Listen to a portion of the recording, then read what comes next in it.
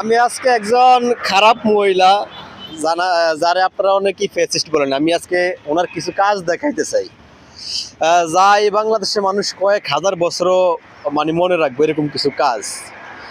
বিষয় হচ্ছে কি জানেন, আপনারা যে যাই বলেন, একজন আত্মবিশ্বাসী শাসক একটা দেশের অনেক দূরে নিয়ে যেতে পারে। সেই যোগ্যতাটা শেখ হাসিনার ভিতরে আসলে আপনারা অমূল্য রতন হারাইছেন, এটা একদিন বুঝবেন। আপনার আজ থেকে 60 বছর আগে সিঙ্গাপুর ছিল একটা অভাবী দেশ, ভাত খাইতে পারতো না, শিক্ষা ছিল না, চিকিৎসা ছিল না। একজন আত্মবিশ্বাসী শাসক লি কুয়ান ইউ ও দেশটারে 60 বছরে এমন জায়গায় নিয়ে গেছে। আজকে সিঙ্গাপুর পৃথিবীতে খুব টপ একটা দেশ, মানে পৃথিবীতে আইকন যত সিটি আছে সিঙ্গাপুর তার 10টার মধ্যে একটা।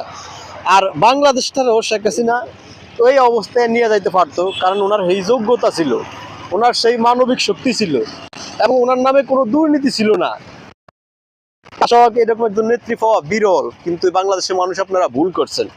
যাই হোক, যারা আওয়ামী লীগ করেন, আমি আপনাদেরকে একটা দায়িত্ব দিলাম, এই এই এগুলা শেয়ার করে সারা বাংলাদেশে ছড়াই দিবেন, কারণ আমরা অনেক রিস্ক নিয়ে ভিডিও করি। আওয়ামী লীগ হিসাবে এটা আপনার দায়িত্ব, আর রাজপথে থাকা আমাদের দায়িত্ব। জয় বাংলা, জয় বঙ্গবন্ধু।